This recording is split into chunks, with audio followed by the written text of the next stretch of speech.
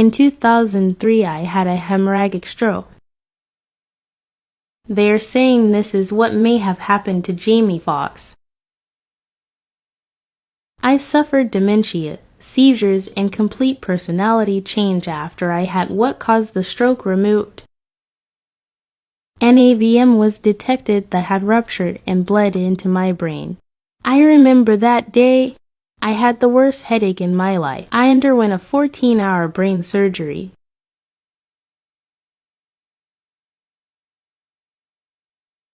I had to stop working. I became disabled. I was only 23 years old. My life changed literally overnight. I'm thankful to still be here. Some people think I'm frowning or these are veins, but I'm literally screwed up in the head.